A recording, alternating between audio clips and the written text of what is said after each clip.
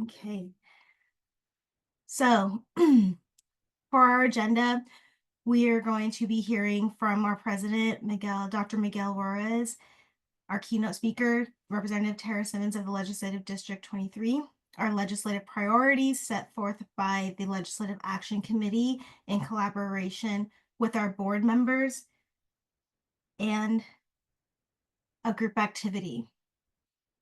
I would like to first recognize our schools. We have schools from all over the country, including University of Washington, Seattle-Tacoma, Eastern Washington University, Heritage University, Seattle University, Walla Walla University, St. Martin's University, Centralia College, Arizona State University, Boise State University, George Mason University, George Fox University, Grand Canyon University, Portland State University, Walden University, Western New Mexico University, and Wilder University. If we have folks from schools that I did not name, I apologize in advance. Before we get our evening started, I want to do our land acknowledgements and recognize that all of us are living on Indigenous land. The NASW Washington respects the relationship the Indigenous peoples have as the origin protectors and nurturers of this land we call Washington State. We offer up our gratitude for this land and for those who have taken care of it before us. We acknowledge that our organization and our members' history is interwoven in the colonization of Washington, and it is our intention to honor the Indigenous peoples of Washington State in seeking equity and justice for all Washingtonians. In the spirit of this gratitude and acknowledgement, we also declare the responsibility for social work in Washington to build collaborative and empowering relationships with the Indigenous people in our state. If you would like to get more information of the Indigenous land that you're occupying, we encourage you to visit nativeland.ca to see the interactive map of the land that you're living on. I would also like to recognize a loss that our chapter has experienced this year. I would like to introduce our Executive Director, Jeremy Arp, to share more about this. Hello, everyone. As Nichelle outlined, my name is Jeremy Arp. I serve as the Executive Director with NASW Washington Chapter. I've been here since 2020. Prior to that, I worked as the Arizona Chapter Executive Director and worked in government in that. I was really excited to come to Washington, one, because you have a really well-developed Legislative Action Committee. And the Legislative Action Committee had worked very closely with Bob Cooper from Evergreen Public Affairs since 2009. He helped with a lot of legislation over the years, including title protection for social workers, in addition to defining school social workers and helping us pass the compact last year. This is a picture of Bob just to the governor's right with the beard. Bob let us know the week before session started, he was diagnosed that day on that Friday with terminal illness. And about 2 weeks to the day, we were informed that he passed away. And so we've been working with his family and friends to find out how we can support them at this time, but it was a big loss for our chapter. So I wanted to share that with you all tonight, and hopefully we'll be honoring Bob's memory with some of the bills and the legislator that we'll hear from tonight. So again, Nichelle and other folks on the committee have worked with Bob for years, and just wanted to pay homage to Bob tonight. So hand it back to Nichelle. Thank you, Jeremy. As Jeremy said, we were not expecting this loss, but we're thankful for Bob's dedication to our committee and the profession of social workers. I would like to next turn it over to my colleague, Josh, who will introduce our first speaker of the night. Thanks, Michelle. I will. I'm here to announce Dr. Miguel A. Juarez, Department of Ed, or Doctorate of Education and MSW, pronouns he, him, el, is a professor of and the MSW program director in the social work department at Heritage University in Topinish, Washington. Additionally, he serves as adjunct faculty for the North Central University. Dr. Juarez has been teaching both undergraduate and graduate level courses since 2004, including subjects such as human behavior and social environment, policy, cultural diversity, and research. He earned his Bachelor of Social Work, his BSW from the Heritage University, and his Master's of Social Work from Eastern Washington University, also my alma mater. Great stuff. And his Doctor of Education and Organizational Leadership from the North Central University. He is a committed member of his local community. Dr. Juarez is deeply passionate about advancing equity and social justice. Outside of his professional responsibilities, he enjoys spending quality time with his family and friends. Dr. Juarez believes that education is key to success. So if you put your hands together, I'm going to pass it off over to Dr. Miguel A. Juarez. Thank you very much. Can you guys hear me? All right, perfect. Well, good afternoon, everyone. Joshua, thank you very much for the introduction, and thank you, Michelle, for the invitation. Jeremy, thanks everyone for being here at this time of the day, 6:38. This shows me a lot of respect for you, and you are committed to make a change, to do something for others. So thank you very much. Today I was preparing something to talk about for quite some time. And then we have this new administration, and I said, man, I need to change my topics now based on the need, recent, events. So today I'm honored to be here with you and to speak out and speak up in response to Trump's administration executive order. Let's not forget that we all are social workers, and we have a ethical responsibility to advocate for others, for service and other things. So that's probably gonna be the main speech, at least for the next few minutes. So you guys remember during the conference in Spokane, I told you that we have a superpower, and our superpower is that we are social workers. So let's do that to protect the federally funding programs and contact our congressmen, congresswomen, and let them know that these administrative executive orders are hurting a lot of us here, a lot of our families, a lot of the people in Washington State, people that we serve, people that we spend time with. Let's remember that. So let's use our superpower to make those phone calls today to our state reps and federal reps that are up there in Olympia, here, and in Washington, D.C., representing all of us. So let's do that. We cannot and we must not remain silent. We need to be the voice for those voiceless people, for those who do not speak the language, for those that are not at the level that we are right now. We need to be their voice. We need to advocate for those in need. Let's remember that we have that obligation. And we have the Washington State chapter. We have some priorities. And we're going to be talking about those priorities as we continue with this. One of those priorities is social justice. So what is social justice? So we need to be clear in what we define, or how we define social justice. Is that only for some of us or for all? If it's for all, well, we need to do that. We need to advocate for social justice for all. That means different, doesn't matter the color of the skin, the language that we have, the culture that we have, all means every single person here in our state and United States. All right? That what it means, social justice for all.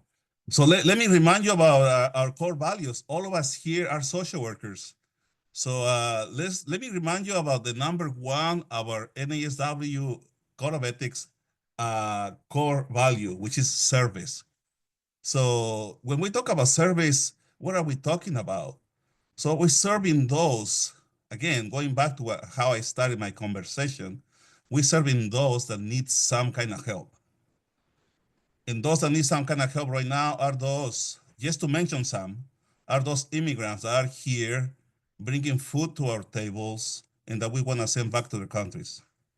They came here to do a service for us, and we should be thankful instead of sending them back.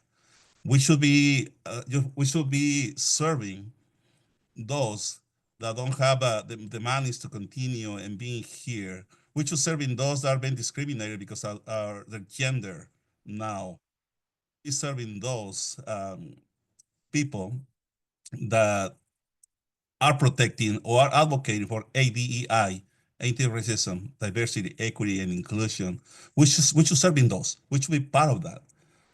And then the number two core value is social justice. I just speak about social justice. So let's do social justice. Let's actually do that. And then if we remember, we social workers the 2022 EPAS, the Council of Social Work Education EPAS, we have new competencies. The number three competency, you guys remember, I'll read it for you, is to engage in anti-racism, diversity, equity, and inclusion in practice. Engage. Engage means don't just tell me about it, do something about it. So what are we doing? My question for you right now is, what are we doing to engage in ADEI? What are we doing? Yes, thanks for being here today, but what are we gonna do after that? What are we gonna do tomorrow? Well, things that we can do tomorrow is to, again, contact your congressman, congresswoman, and let them know how you think. Let them know how we are needed here. Let them know that these administrative, executive orders are not social justice. And they're coming just for this group of elite people that don't have a heart. They're very bad people. I don't want to use bad names here, but they don't belong here. They don't like it here. They can go somewhere else. They can go to the moon. I believe maybe they can stay over there. We don't want them here. Uh, so let's talk about that. So engagement versus yes, tell me about it. So let's do that. Let's engage in ADEI. Let's be the voice for those that are voiceless or cannot defend themselves. Let's advocate for a more social just society. That is the message I have for you today. And remember that we need to address the systemic barriers that we all are facing. Another one, it is a Department of Education. What's going to happen to that? I mean, we just starting. I mean, this new administration has been here, what, 2-3 weeks, less than 3 weeks. And look, everything is happening already. So we need to be advocating and shifting those political climate. And this will remind us to do something next time we have elections. We need to advocate, we need to talk, we need to go out and vote for the right people, the people that will represent us, something that's representing what we believe.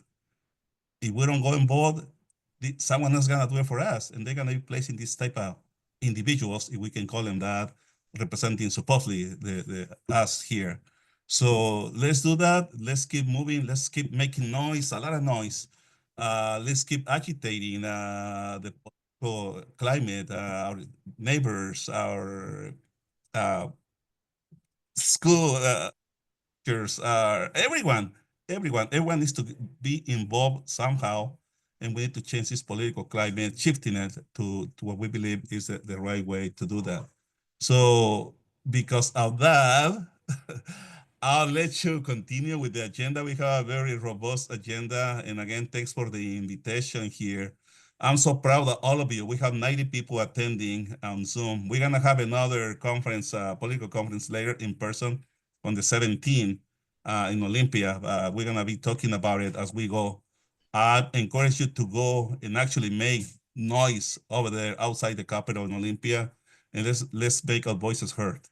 So thank you again, and si se puede, we can do it. Thank you. Gracias. Thank you so much, Miguel. I know sometimes it's hard for you to stay on your time track and you're so passionate about our profession.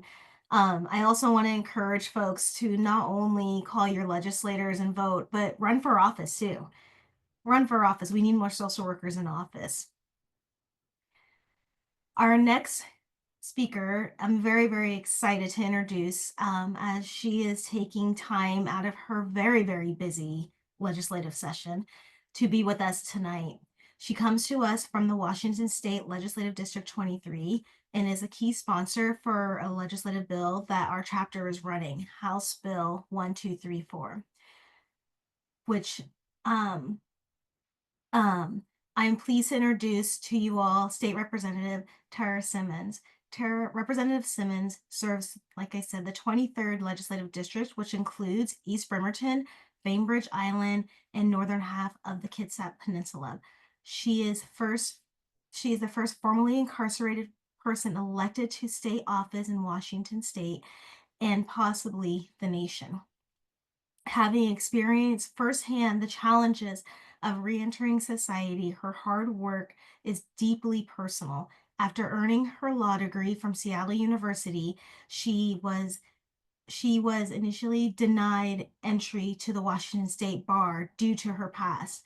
Determined to challenge that decision, she took her case all the way to the Washington State Supreme Court and won unanimously with a same-day ruling.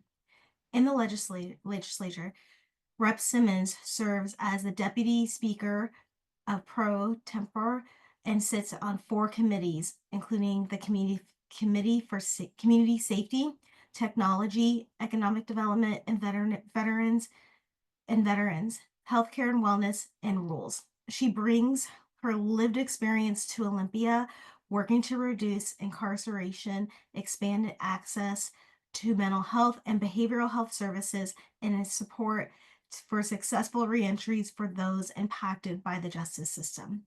As someone that works in the justice system, Rep. Simmons' story is very impactful to the young people that I serve. Please help me welcome our keynote speaker, Representative Tara Simmons. Oh, thank you so much, Nichelle. And I am so thankful to be around social workers today. I mean, social workers have definitely made my life possible in so many ways. And I have always wanted to partner with you and fight for you in everything that you do. And I always say, if there was as many social workers in this world as there were lawyers, our world would be a much better place. And I don't know why I went into the law, but it was mostly because I wanted to learn how to change the system and make it more fair and equitable for everyone. And so I'll just start, by saying a little bit about my background. I was born to parents who had serious trauma. My father's Latino, and he got his GED in the California Youth Authority. And that's the highest level of education anyone in my family ever had before me. My mom has always struggled with alcoholism, even today. So from the time I was born. And they had me, they were very young, 19 and 21. And I grew up in extreme poverty, and they divorced when I was a year old. And I was exposed to a lot of violence. I have an ACEs score of 10, and it's been a really hard life for me as well. I had my first son. I was 14 years old, living on the streets, and I was homeless when I got pregnant. And that was after I was trafficked and been in juvenile detention and foster care. And so, it's been a rough road for me. All of those lived experiences and the trauma was not something I ever got to address until about 10 years ago, really. However, I did have some angels that came into my life at different times in my life that gave me a little bit of, I would say they planted seeds of hope in me and made me resilient. I remember when I was 16 and I was a single mom, and I was living on my own. And, one of the reasons I wanted to have a baby at 15 was because that was the only way you could get TANF at the time. And that was the only way I could get off of the streets. And I remember I was getting about $440 a month, and my rent was $390 for a little studio apartment that had cockroaches, but it was I felt safe for the first time. I was off the streets and I had a door, and I could not be abused anymore by people that wanted to exploit me, you know, and I was very vulnerable. But I was 16 and I went back to school after I had my son because Child Protection Services came to my bed and they said, you know, we're really worried about you taking this baby home. And if you don't go back to school and if you don't, you know, don't let like men at your apartment, and they had all of these rules in order to keep my son. And I just loved him so much. And I was willing to do whatever it took. And I went back to school and I went to alternative school at night with the help of social services. You know, the state paid, you know, gave me $440 a month and paid, made sure I got to school. And I went to 2 different schools at once so I could graduate from high school at 16. I did all 4 years of high school in 1 year. I graduated at 16 by going to the regular high school in the day and then the alternative at night. But I still hadn't addressed, you know, the underlying trauma. So I continued to make bad decisions in relationships and, you know, never knew how to leave a relationship because I had, you know, a lot of abandonment issues and attachment issues. And I mean, I'll tell you today, I'm 47 and I still have attachment issues with intimate partners. And I've done so much work. And I'm proud of the work I've done on myself. But you know, I did suffer with substance use disorder off and on, and that led to legal system involvement. And the last time I was arrested was September 30th of 2011, and I had been arrested 3 times in 3 months. I was using methamphetamines at that time and had been using it for about 7 or 8 months and got arrested 3 times. And I ended up going to prison. And I think in prison, it was the first time I had ever been exposed to 12-step programs. And I found these people, the volunteers that came in to the prison, and they shared their stories and how they had, you know, done a lot of harm in their past because of their addiction and the abuse that they had endured. And they were living healthy lives. And I thought to myself, you know, for the first time, it was like I didn't feel so alone because I thought that I was just different than everyone else. Or, you know, I thought that for a long time, I thought everything that I learned was normal because that's what I grew up in. I grew up around gangs. My father was, you know, smoking crack cocaine and making it in my house, and people were getting shot on the front porch and all of these things. And so when I was in prison and I finally had, you know, I don't recommend prison for people because of the dehumanizing conditions. But it was a time where I had nothing else to do but really look at me. And I participated in a lot of 12-step programs, Celebrate Recovery and Narcotics Anonymous, and just did a lot of healing work and then really realizing that I was carrying a lot of shame that didn't belong to me. You know, I finally was able to realize that I wasn't a bad person. I was learning, I was repeating what I learned and things like that. And so, you know, that's the last time I ever used drugs is September 30th, 2011. I've been clean since. And what brought me to go to law school was while I was in prison, I was there for my criminal conviction, but I was losing my entire life, like everything I had ever, because I was a registered nurse too, by the way. I had, when I graduated from high school at 16, a neighbor told me about financial aid and Pell Grants and how if I went to college, I could get this extra money after I paid my books and tuition, and it didn't impact my welfare check, and I could buy my son shoes out of that. And that was what motivated me to go to college. The first person in my family to even graduate high school. And it was a neighbor that told me about this. And so I went to community college and I graduated, you know, with honors and everything. And then I transferred and went to Pacific Lutheran University and got my nursing degree. And by the time I was 21, I had my nursing degree. But, you know, the untreated trauma and the bad relationships and then, you know, substance use continued. And so, but when I got out of prison in 2013, while I was in there, so there were some law students that came and they were helping me with all of the civil issues related to my conviction. So my house was going into foreclosure and I was being evicted from it. My credit was ruined because everything I owned or had, I couldn't make payments on. So I had to go bankruptcy. I had a nursing license and they were seeking to revoke my nursing license, but I was able, with their help, to navigate that and keep my nursing license and go through a monitoring program for 5 years when I got out. My ex-husband was filing for child custody of my son, and I needed to fight that from prison. And these law students were helping me with so many things. And then also the court fines and fees that everyone used to get when we were convicted of a crime. It was thousands of dollars, and it accrued 12% interest the entire time I was in prison. And that was not for restitution towards a victim. It was money just to fund the court system, to pay for the police and the prosecutor and they used to do this. And I had like $5,000, $6,000 worth. But by the time I got out, it was over 7,000. And so when I got out of prison in 2013, now I had, a serious criminal history. I couldn't find work. I couldn't use my nursing license. Nobody would hire me as a nurse, even though I wanted to keep it just in case one day I could be a nurse again, or, so I stayed in the program. But I was working at Burger King, and I was making $9.19 an hour. That was what minimum wage was in 2013. And my paycheck was being garnished to pay those court fines and fees. And I reunified with my children. I have 2 sons now, and I couldn't afford housing. I was being evicted from my foreclosed home and all of these things. And lawyers were helping me because I was so lucky that those law students that came to my prison had become lawyers.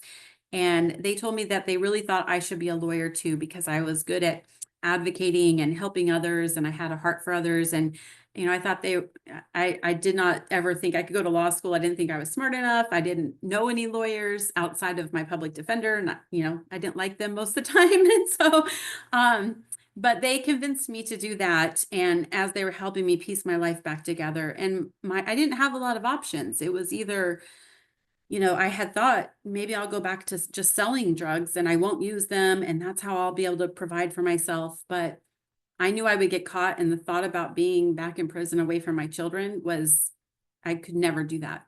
And so I decided I would take the plunge and go on faith and go to law school. And I had read stories of a couple of men who had done even more serious things, like robbing banks with guns, and became lawyers. And another gentleman who had like 65 convictions for racketeering and organized crime in the federal system, and he became a lawyer here in Washington. And so I thought, well, if they did it, I can too. And so I got accepted at Seattle University School of Law in 2014. I had only been out of prison for about 15 months. And I started there, and it was something where I could take out student loans to live off of while I was getting, another career. And all I wanted to do was help other women coming out of jail or prison and reunify with their children. That was my goal.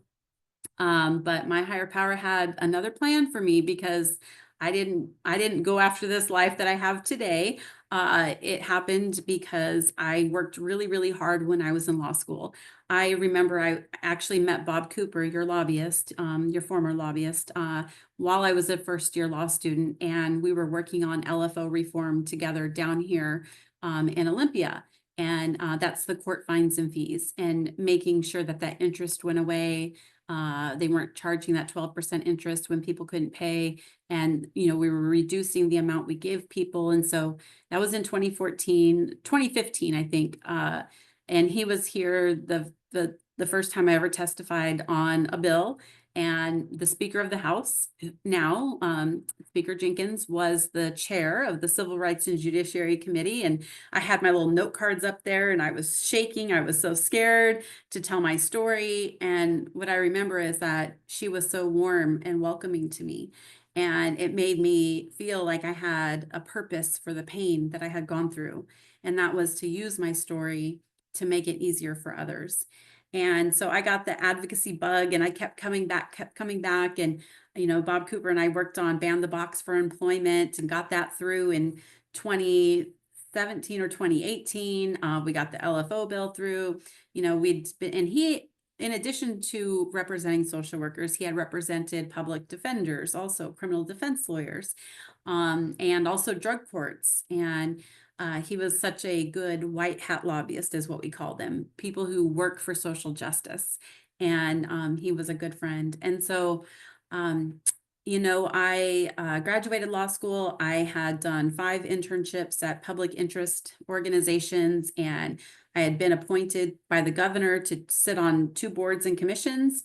I had done advocacy work. I had started a nonprofit, and I did all of that while I was in law school. I graduated magna cum laude with the Dean's Medal, the Graduating Student Award, and I went in front of the Character and Fitness board, just like everyone who has a criminal conviction has to go through that. And I had the best lawyer and who had been a professor at my school and doing character and fitness for 35 years. And he thought for sure that I was the best case of rehabilitation, because I had also kept my nursing license. And the way I did that is 5 years of random drug testing. So every day I called to check in, and if it was my day, I had to go, you know, give a sample. And so I had 5 years of, you know, proven, you know, that I was clean, and I had been mentoring other women in recovery through Narcotics Anonymous and doing so many things. And I was completely shocked when they said on a 6-3 decision that I was not morally fit to be a lawyer. And it broke my heart. I had done everything I could. And so we appealed to the state Supreme Court, and that had never been done in history, that the Supreme Court took one of these bar admission cases up on appeal with an open court over at the Temple of Justice, really close by here, the Capitol. And I remember on that day, my lawyer happened to be the bank robber who they let in 2 years before me. So he didn't even have to say anything without saying it. The reasons that they gave for denial was that they felt I wasn't remorseful enough and I felt too entitled to become a lawyer. And those are kind of gender discrimination terms that they had used. And the justices, there's 9 of them. Sometimes I go back and watch the hearing because it makes me so happy.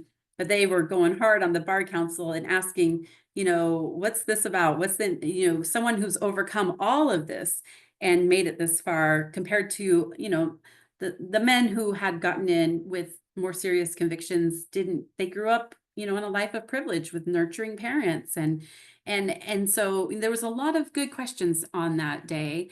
And usually when you leave the Temple of Justice after a hearing like that, it takes about, you know, 6 months to get an opinion. And so when I left that day, I thought for sure I would be waiting 6 months. And within, you know, a few hours, they came back and ruled unanimously in my favor that I should become a lawyer.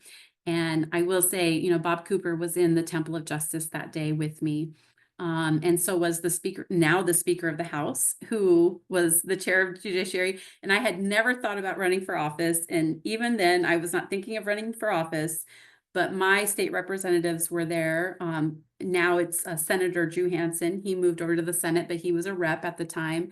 And my predecessor, Representative Sherry Appleton, who her and Bob Cooper were like peas in a pod because she had been the defender's lobbyist before she got elected.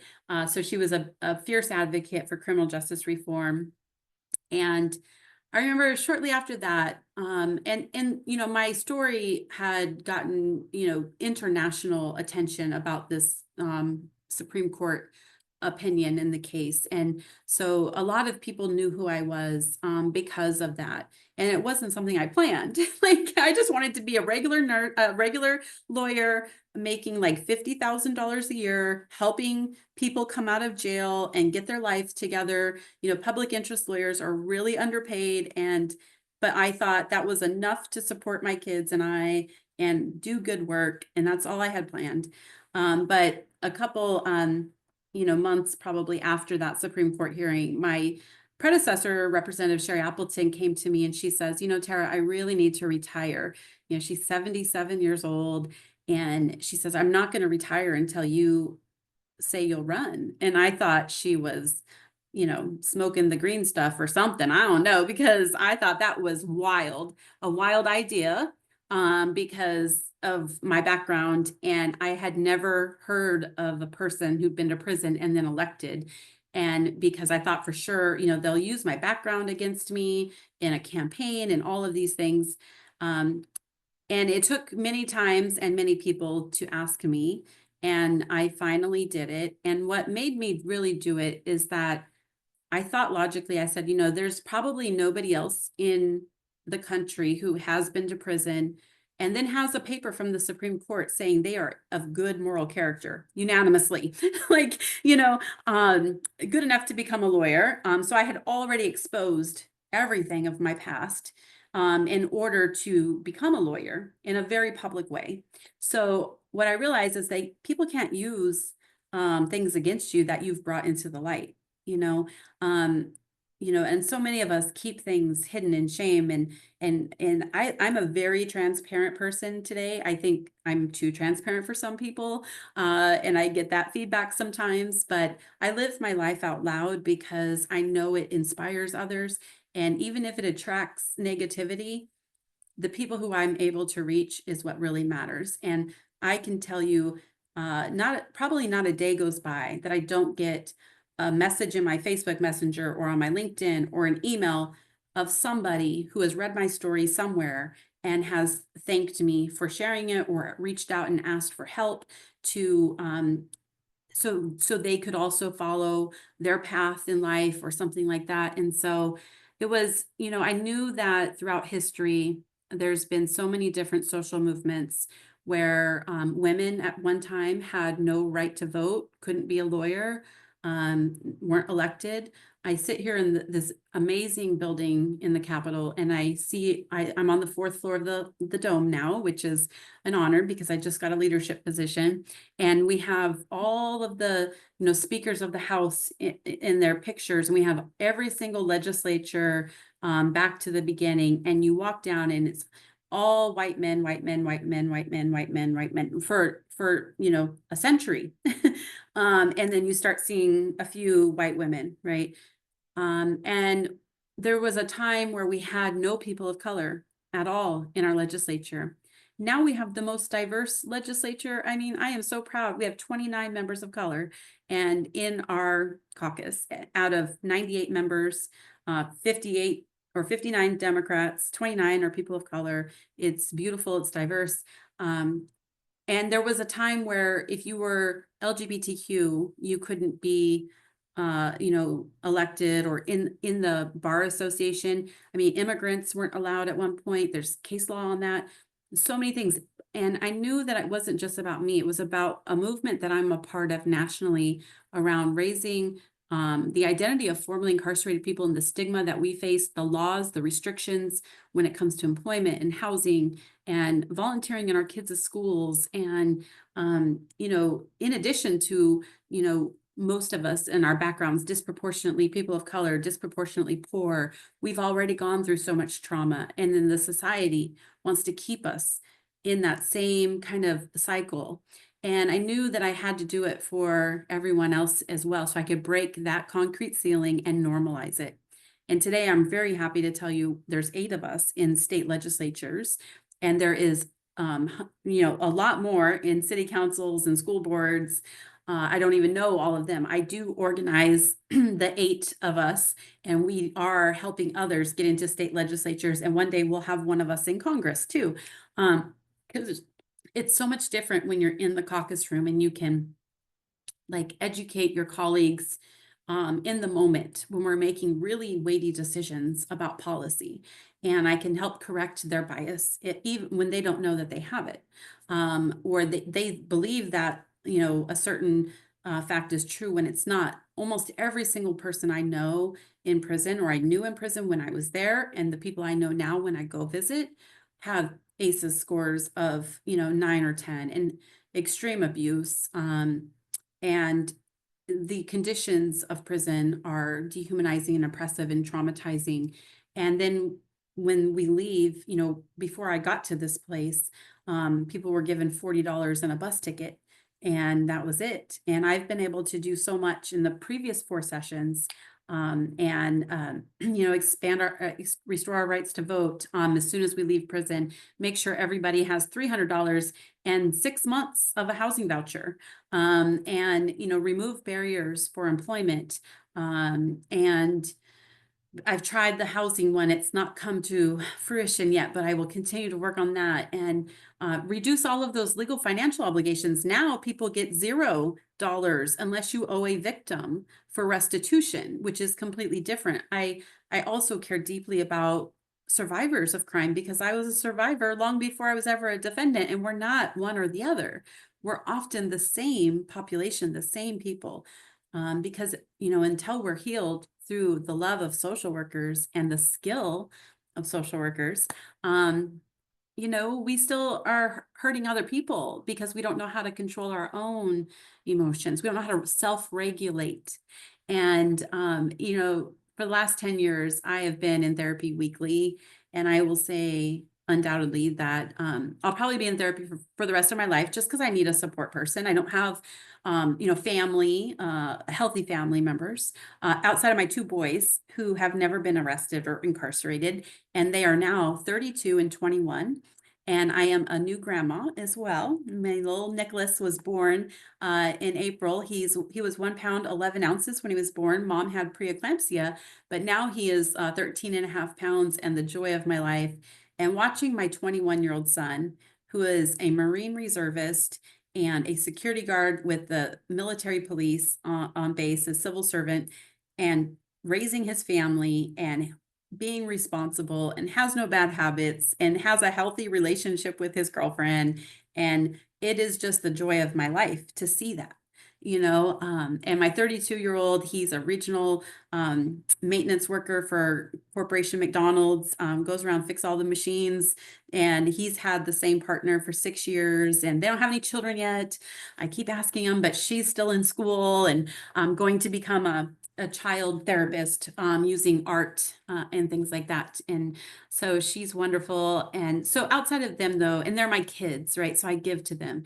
I don't have, family that gives to me. And so my therapist, my social worker, NASW-WA, is wonderful. And I had one for, 7 years, and I did a lot of somatic transformational work. I've done EMDR, lifespan integration, and so many things just to learn to recognize when I'm triggered, because I still get triggered. I do have PTSD. And this year, let me see, hold on real quick. I'll show you a surprise.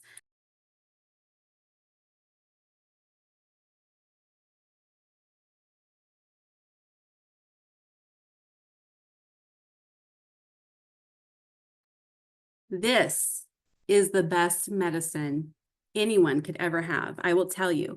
I got a psychiatrist because I, wanted to make sure if I ever need medication that I have that available, that tool. And she told me, maybe you should get a service animal. So I had to learn the laws around being able to have Hope. Her name is Hope. And this little girl has filled all the broken pieces in my heart and my life. And this is my first session. It's my 5th session. And I am just so full of joy and hope. And I feel like my nervous system is regulated so much that I'm more powerful because I can engage in civil discourse about things that I've experienced and which my colleagues still have bias. And I'm more powerful because I have her, and she goes with me everywhere, and she is so calm, and she cuddles me at night and gives me all the oxytocin and dopamine I need. And I really think that everyone should have a service animal now. And I've not been a dog person before, to tell you the truth. But she walks around campus with me. She's so good. She stays in committee and on the floor with me. And she is hypoallergenic, and she has not barked one time since we've been here for 5 weeks now. We're on week 5. And I haven't yelled or cried or stormed out of a meeting yet this session, which is great because for the last 4 sessions, I did definitely, especially when we had to take up the Blake, criminalizing of drug possession. It was so hard because it was just like, I understand when we criminalize the behaviors associated with drug addiction, like theft, yeah, or assault. but just the mere possession, I've just seen it rip so many families apart. And to me, it's a medical issue, and it's a secondary, problem because of untreated trauma. And I want us to have more compassion for people from the beginning. And I know that's what you want to, and that's what you give every day. And so I just hope that you all are taking care of yourselves too, because we need you. I need you out there helping as many people as you can, because you are the miracle workers. And so whenever Bob come to me and asked me to do a bill, it's like, yes, of course, no matter what. It was always a good issue. I've worked with him as a legislator on, trying to get y'all co-licensed, with being able to be substance use counselors as well. I've worked with him. I let in that Macri had that bill, but I, was helping him. I've done drug court work with him to make sure the criminal justice training money could be used to help people in drug court. And so when he asked me about 6 months ago if I would do this little bill to change the composition of your committee, it's like a no-brainer. We do have 2 social workers in the legislature. We have Representative Alicia Rule, who is from up north. And then we have, Tina Orwell, who's now a senator. And they're wonderful. But I was, glad that he asked me, and I was really sad. He called me also when he was diagnosed just a few weeks ago, right? And my heart was broken, and he loved Hope, and he wanted me to come bring her to cuddle him, and I was going to sneak her in the hospital, and I didn't get there in time. So I feel pretty bad about that. But one other thing Bob did, and I'm sorry to make this all about Bob, but it's also about my story, and it's about the angels that showed up and just the people who were strangers and became friends and support to me. My son, that's 21 now, when he was 15, he had, done some graffiti on the school property, and was getting in trouble. And it came summertime, and I had to go to work, and I could not trust him to be home alone, because they kind of go offline for a while around that age. Their brains just, and they get into trouble. And our society has learned how to criminalize all of those things now. And I was worried about his future and didn't want my child to ever get a criminal record. That was my biggest fear, because I know how it could set him back with his goals to be in the military and a law enforcement officer and all of these goals he had. And so Bob had him come over to his house every day and build his fence. And I just appreciated him so much for that. And, I will do anything for you in the future as well, just so you know, but I'm glad that it was Bob that brought us together. And your bill made it through all the way to the House floor unanimously.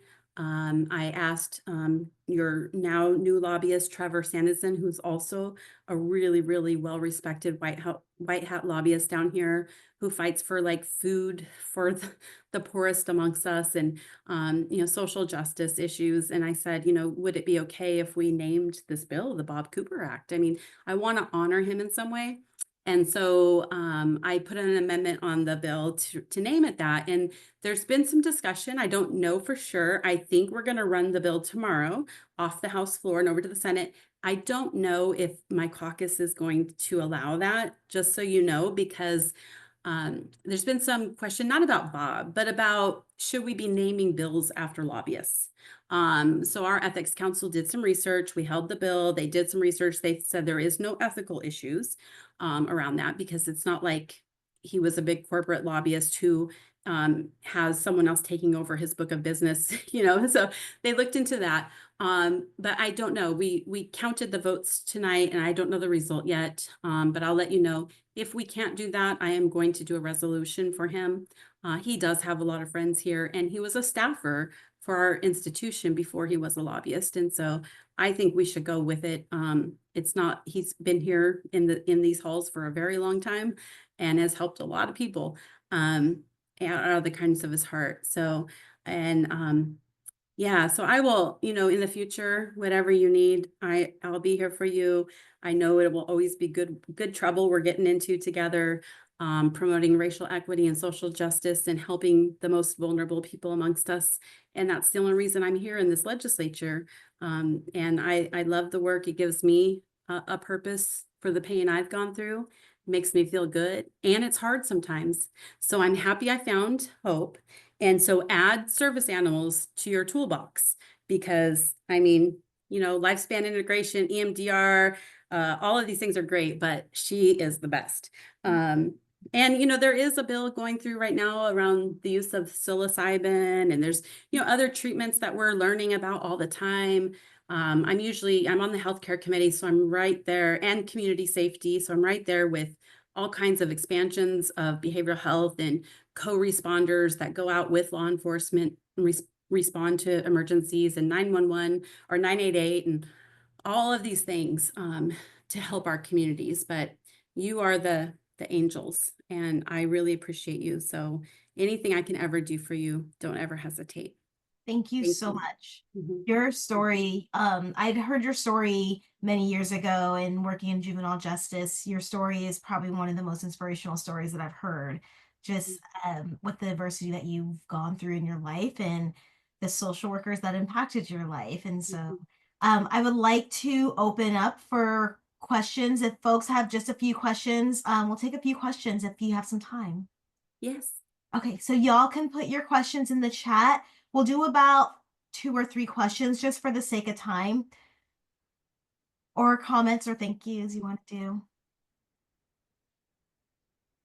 So we got some comments thanking you for someone thanking you for your trauma lens. Oh, the chat is going a little bit crazy. Mostly thank yous. Yeah, I have a question for you if you like it. yes, How do absolutely. you handle the adversity when folks want to throw your history and your background in your face and discredit you as a representative? How do you handle that in that moment and try to change those biases? I feel like people don't do it so much directly in my face. Even the other side now, I always believe it's really hard to hate up close.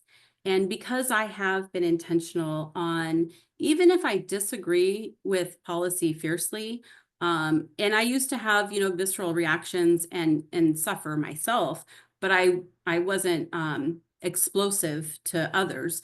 But I always make it a point when things are kind of calm to go across the aisle and go see the Republicans, talk to them.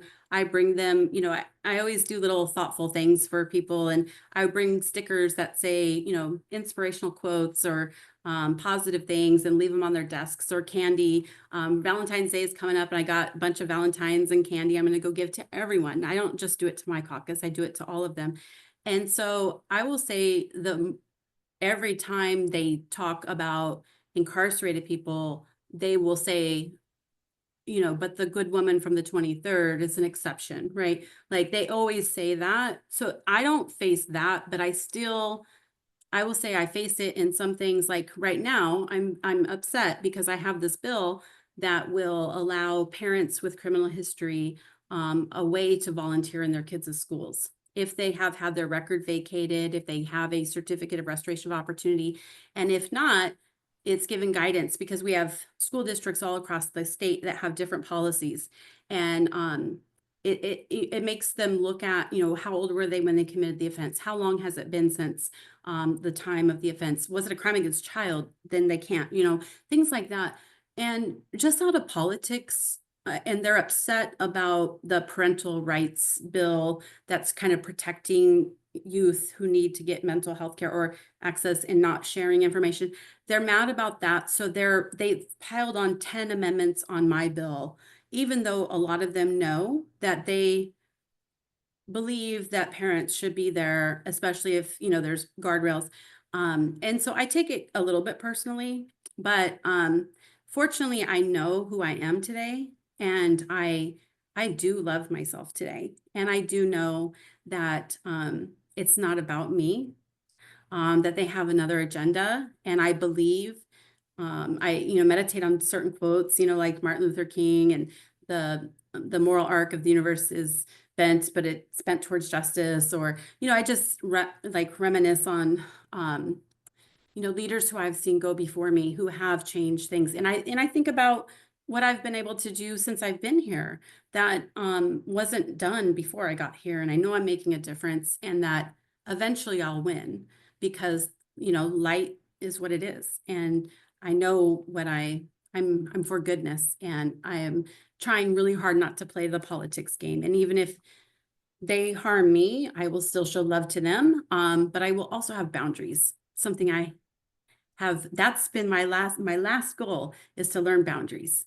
And today I have those most of the time, and I can, not trust, but at least be kind.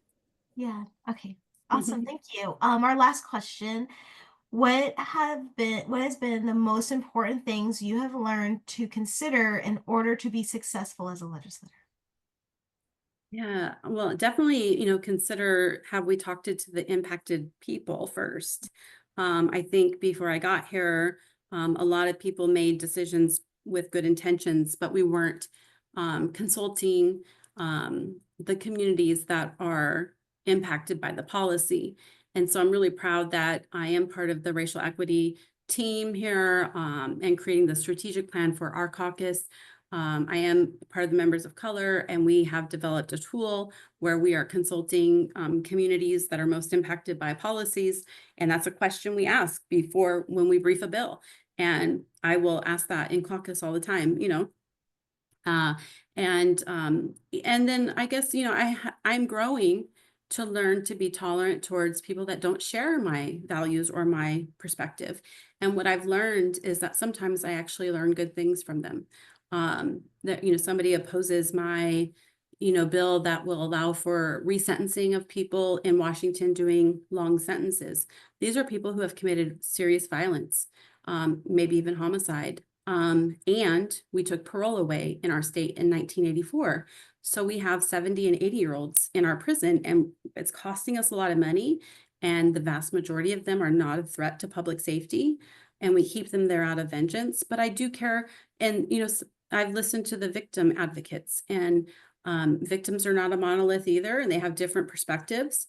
But I've learned how to create policy that accomplishes many goals at once by including victims and giving them at least an opportunity to share their wishes, their pain, and seeking restoration and restorative justice, and allowing that to potentially happen with these really hard cases through policy. And so I think listening to people who I didn't always listen to has helped me become a better person and a better policymaker.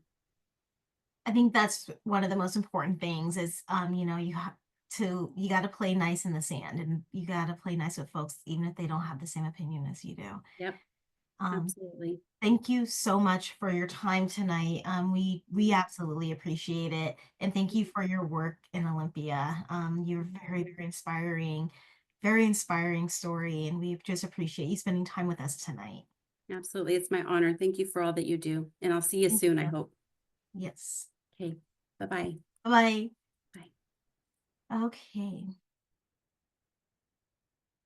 The next part of our agenda tonight is we are going to share our legislative priorities. So the Legislative Action Committee works in collaboration with the board of the National Association of Social Workers Washington chapter to establish legislative priorities each year. These priorities focus on what is important to our profession and the clients that we serve. This year, our priorities were around social work professional issues, mental health and SUD, social justice and anti-racism and equity, and economic justice. I would like to introduce our first Legislative Action Committee member to talk about our social work professional issues. Dr. Adrian Burton, who will share with you the priorities that impact our profession, is a graduate of University of Alabama in 2009 with her MSW in 2022 with her doctorate degree in social work. She currently works in private practice doing telehealth counseling. I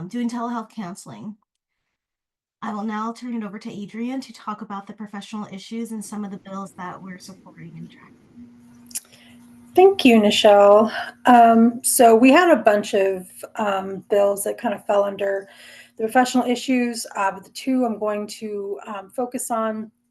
The first one is House Bill 1234 concerning the Mental Health Counselors, Marriage and Family Therapists, and Social Workers Advisory Committee. This committee is it's a committee through the Department of Health, and it has 2 seats for each of the professions. So 2 social workers, 2 marriage and family therapists, 2 psychologists, and 2 mental health counselors. And there's been a vacancy on the committee for several years because for social workers, we had 1 seat for LICSWs and 1 seat for LASWs. And because Washington State has a much higher number of LICSWs, we have not been able to find an LASW to sit on the committee for quite a while. So this bill is being put out to allow the second seat to be filled by either an LICSW or an LASW. The second bill that we are going to be focusing on is House Bill 1162 concerning workplace violence in healthcare settings.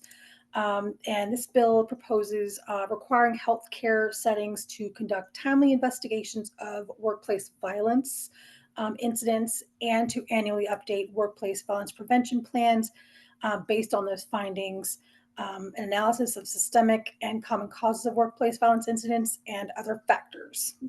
So basically its goal is to provide safer workplaces for social workers. Thank you. Our next priority is around mental health and substance use disorders. I would like to introduce Felicia, who is also a member of our Legislative Action Committee. Felicia earned her MSW from Portland State University and is currently working in as a medical social worker in hospice and prevalent care. Since 2018, she's been working in as a behavioral health consultant for a large HMO. She recently just switched back to geriatrics care as a medical social worker. And so let me turn it over to Miss Felicia.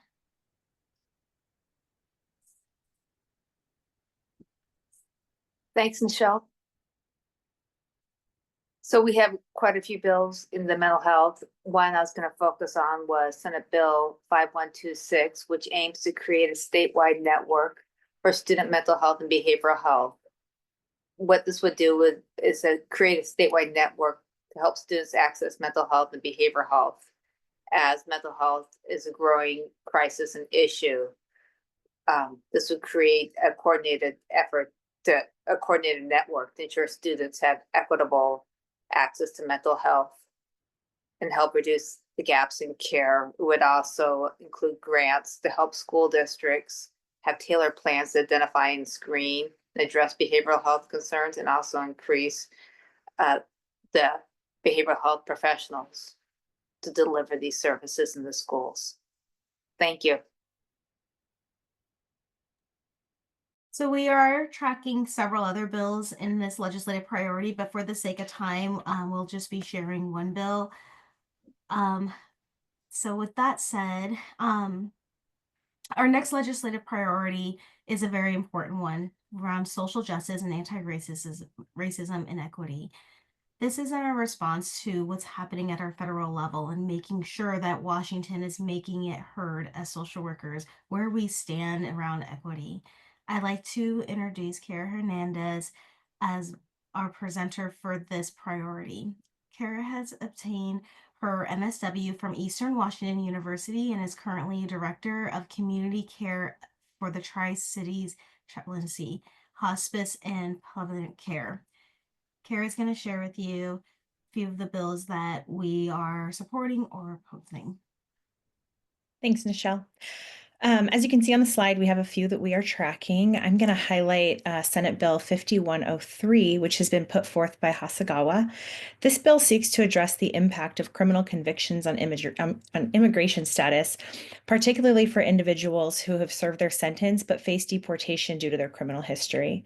This bill aims to prevent unfair harm to families and advocates for equal justice under the law, challenging the current state laws that contribute to deportation based on past criminal convictions. Our chapter supports supports this bill. And I would just encourage you to look up the other two that are listed here for other good ones to follow. Thank you. Thank you, Kara. Our last area for a legislative priority is around economic justice. I would like to introduce another one of our committee members, Claudia Selmeyer, to share where we're focusing on for this priority. Claudia has earned her social work degree in Germany and currently works as an educator for the University of Washington, Tacoma. Claudia has been a member of the LAC for quite a few years, and I've worked very closely with her. And so I'm very happy to introduce you all to her. Thank you, Nichelle. In the economic justice category, I have two bills that I briefly want to introduce. One is House Bill 1217, which has a companion bill, Senate Bill 5022. And it is addressing housing stability in Washington State. So this bill is also supported by the Washington Low-Income Housing Alliance, and it would propose rent control. So House Bill 1217 would limit rent and fee increases to 7% during any 12-month period and would prohibit rent and fee increases during the first 12 months of a lease. There are also other notifications and penalties that would be included in this bill. The second bill is Senate Bill 5041 concerning unemployment insurance benefits for striking or lockout workers. In a nutshell, this bill would allow access to unemployment insurance benefits after a waiting period if somebody participates in a strike that is not deemed illegal by state or federal law. Thank you, Claudia. Oftentimes we get questions on how do you find where our bills are. I would like to turn it over to Allison Weedy, who's going to share with you all how to find these bills in collaboration with Jeremy Arp on our Voter Voice website.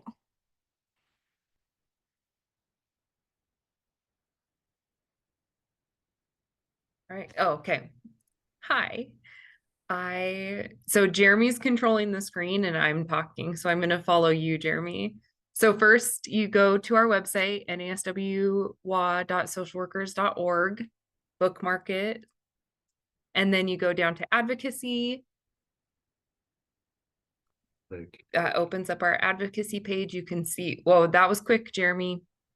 You can see it says click here to view the voter voice page. Click on that, or you can go down to the bottom and select voter voice. The top one there is the protect federally funded programs. This is a call to action. If you want to go ahead and click on that, Jeremy. Yeah. You can see this is a response to a lot of the federal programs right now.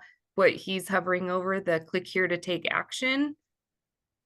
This is how you are going to take action, and it is super easy and super important. So there are our Congress members. There's a pre-filled out statement. There's also a spot for you to include your own stories. Personal stories are so important, right? Those are the why this is an issue that needs to be addressed. So you can fill that out and it will send it over to them and you'll get a response saying thank you for your email, and it feels really good. What else are we showing them? Just that voting is social work. If you click this link, it shows you how to register to vote in Washington. This link talks about the social work licensing compact. And then down here is the view key legislation part. And so that's what we're going to talk about. So thank you, Jeremy. So that is where you can find all of our stuff. So we do a lot of stuff throughout the year in preparation for legislative session and then during session. We are currently tracking close to 100 bills, whether supporting them or opposing them, but keeping an eye on them, signing in to testify or signing in to support or oppose. So I encourage you all, like Allison said, bookmark that website, check it out regularly. Jeremy does a great job at keeping it up and keeping it very relevant and present to what's happening week to week, to the best of his ability with everything on his plate.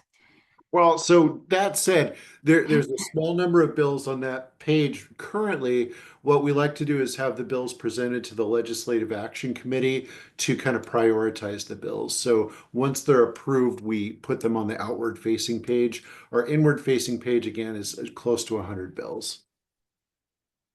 Thank you for clarifying that, Jeremy.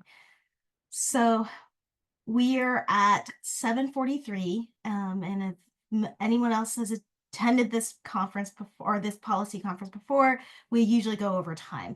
I do want to respect people's time, but still want to respect that we might need a break. So let's go ahead and take our break.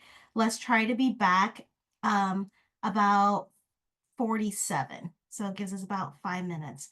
And then when we come back, we'll do our interactive activity.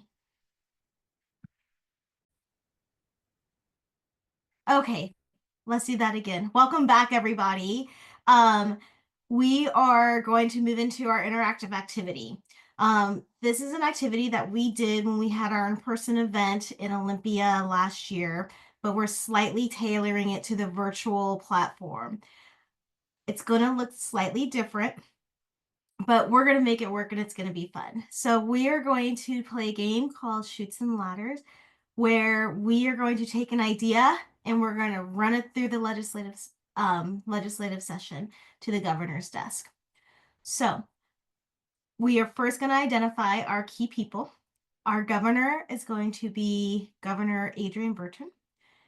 Our committee chair is going to be Allison Weedy. Our House Speaker is going to be Joshua Kent. And our Senate President is going to be Kara Hernandez. I would like to open the chat up to a few ideas that folks would like to see sign into law.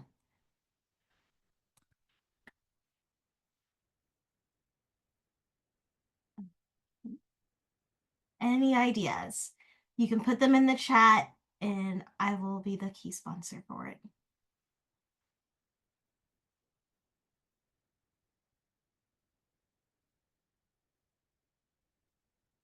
Okay. Oh, we're getting stuff in the chat. Ooh, that's a good one. Okay, so I'm going to sponsor.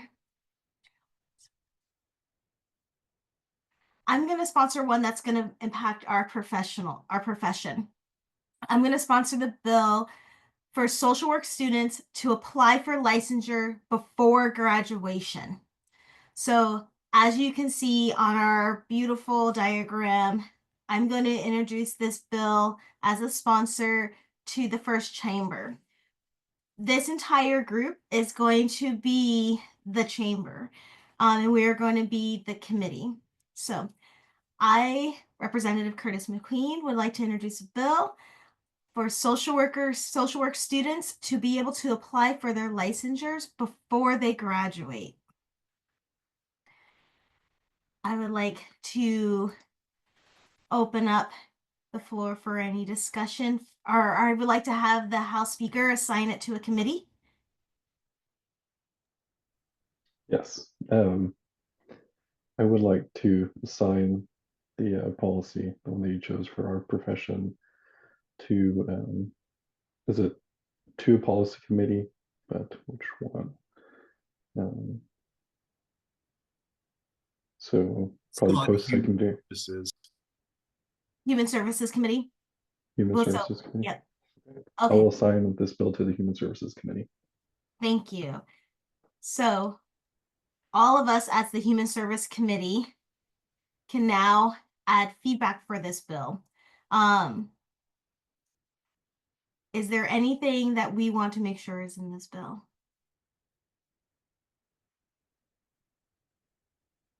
Obviously, we want it to pass, so.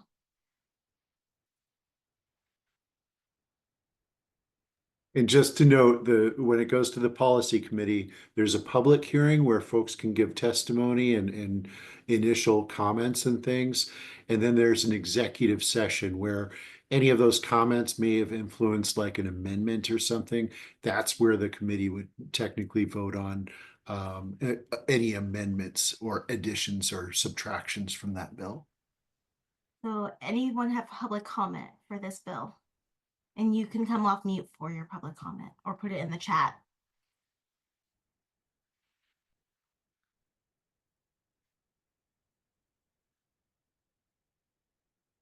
Should this bill outline the process a student would go through?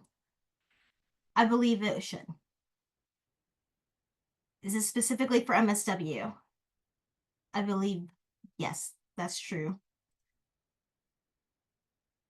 It would be specific for MSW and would outline the process in which a student would go through to get licensure before graduation.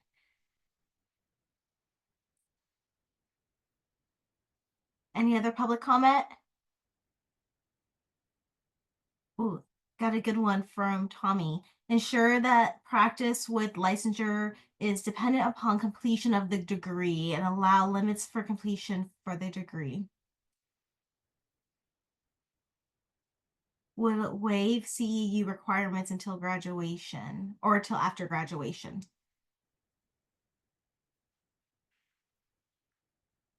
Looks like we have thumbs up for that one. Thumbs up for ensuring that the practice with the licensure is dependent upon completion of the degree. Any other public comment? Oh, we had someone come in. With policy, what is the primary goals of obtaining licensure early? Oh, that's a good one. Does anyone want to speak to that is familiar with what other states do? Outside of me.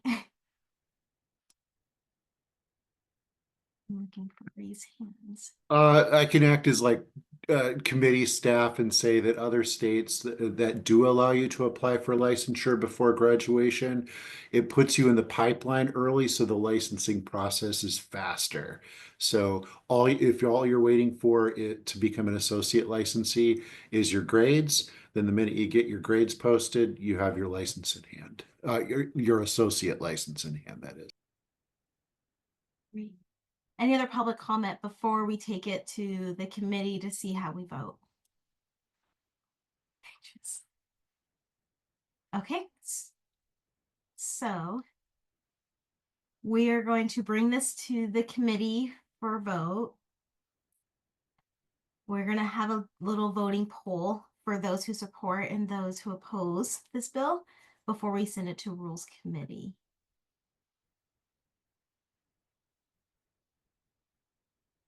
So that's where there you go. There it goes. So if you could all do your vote to see if it makes it out of our committee and we're cool with it.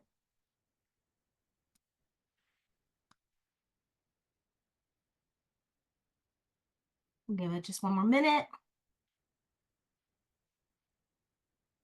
Okay, Diana, can we please see the results?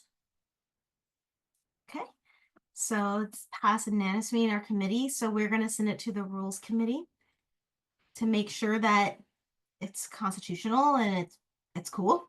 And that is going to be Charles. He will be the deciding person. If our bill follows the Washington State Constitution, make sure it's, law abiding and all that stuff. Charles? I'm checking the rules here. Okay. It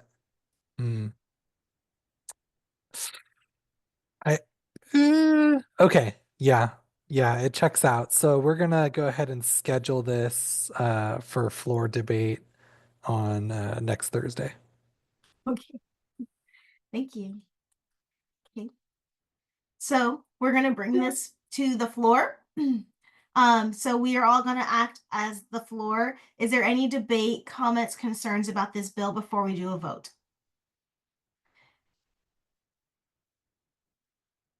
I'm not seeing anything in the chat. Oh, we have a question. Yes.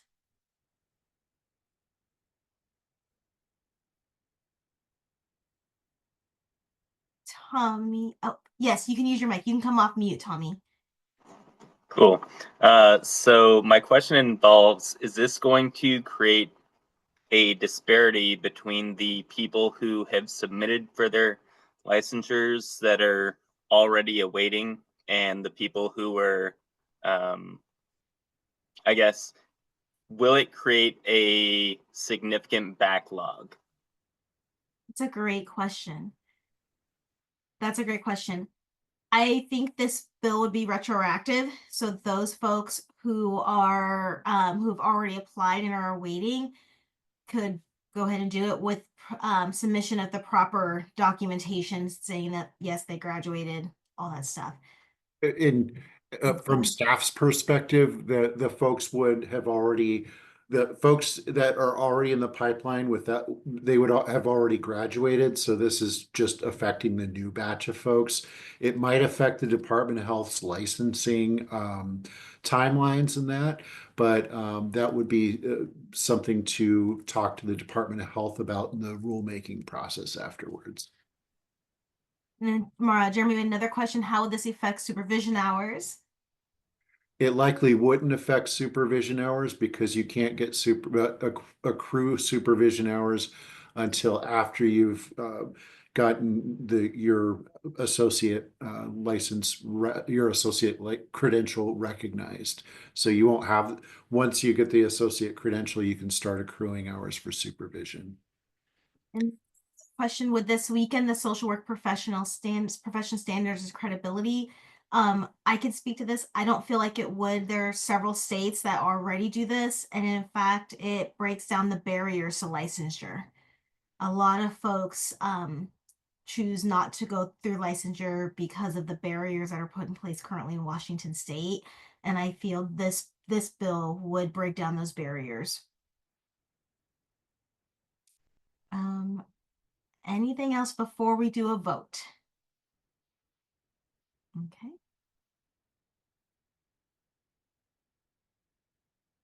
Awesome. Okay. Benefit. Is there an estimated benefit of?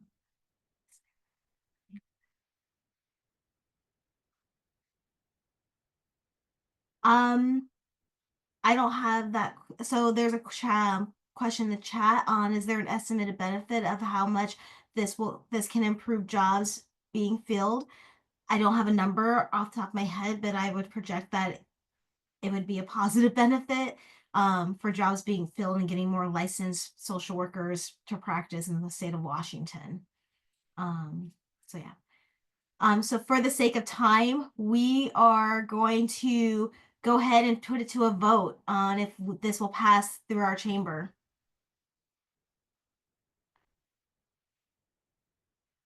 So go ahead and do your vote.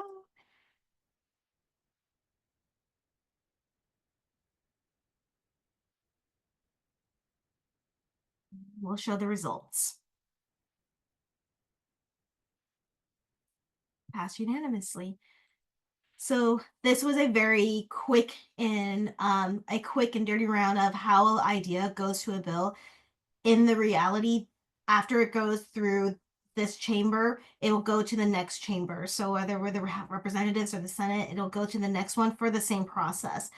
Oftentimes, bills will touch several different committees before they go to the floor for a vote, or even to the Rules Committee. And if there's a physical note, it'll have to stop through that physical committee to look at the financial aspect of that bill. So I hope that gave y'all a little bit. Oh, actually, I'm going to take that and pass it to our governor. So pass it to our governor. Governor, I hope I know where you stand on this one as someone who has gone through licensure. My natural inclination to be a contrarian says to veto just because I can. However, for the sake of time and the fact that it is a good bill, we will sign it into law. Thank you. But just for information's sake, if it did get vetoed, it would then go back to the house it started in. They can either take parts out, or if 2/3 of both houses sign it again anyway, it gets signed without the governor's signature. So. Thank you, Adrian. So the last part of our program tonight, we are going to talk about our association updates and talk about how you all could get involved in the chapter, whether that's serving on a committee or advocating for social workers on behalf of social workers in Washington. So I'm going to turn it over to Jeremy for quick association and membership information. It wouldn't be a NASW event if I didn't ask you to join the association. The National Association of Social Workers has 55 chapters across the country. That's one in each state and 5 other jurisdictions. We represent social work interests at the state capitol, but we also engage in networking events and continuing education. We're trying to make sure that we offer support for students throughout their career. So please check out our student events, specifically our student event series that's offered by all the chapters of NASW that are offered virtually. Helps you with resume preparation, helps you with looking for jobs after you graduate, and looking for grad schools too. So please do check us out at socialworkers.org. If you join as a student or an associate student, you can. It's only $60 each year, and that is the price as long as you're a student. After you graduate, it does go up, but if you're a member while you're a student, that price is graduated up slowly instead of all at once. That said, we do have some social media channels. Please follow us on Instagram. Please follow us on LinkedIn, Facebook, formerly X, formerly known as Twitter, as well as YouTube. We also have a Blue Sky chapter account, as does our national office, that we will put a logo on. We just created ours yesterday, so we're very modern now. But what I will say is that I want to make sure that if you check out our website, we will have Social Work Month events coming up in March. Every March, we have a Social Work Month celebration. We recognize award winners in different categories. So if you didn't have a chance to submit an award nomination, please do that like today. So that way our executive committee can review those award nominations to announce later this month. That said, if you have any questions, concerns, complaints about NASW Washington chapter, they hired me to field those. So send me an email. You'll also get an email later tonight asking you to give us some feedback on the event. And then also we will share the voter voice information as well as the recording once it's posted. That said, if you're interested in running for a chapter office or volunteering for committees like the Legislative Action Committee, please get in touch. We have that on our website too, under the committees tab. We also have board positions that come open for BSW and MSW students, as well as other officer and branch positions. So there's something for everyone there, and look forward to hearing from everyone. Thanks for coming out. Thank you. And I would like to end our program with our final thank yous. I'd like to do special thank yous to our Legislative Action Committee for planning this event. That includes the folks that spoke today, but the folks who also didn't speak today. It is a big lift to have all of us plan this event, to have a successful event, and hopefully you all were able to learn something or hear something inspirational. I also want to invite you all to our call to action. As Miguel stated, that is us marching to the Capitol.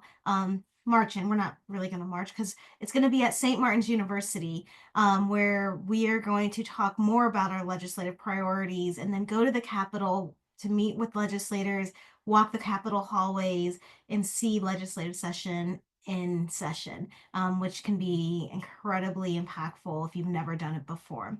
Check out our website for details on that. And then, of course, Voter Voice. Please check out Voter Voice to stay up to date with all of our legislative priorities and the bills that we are following.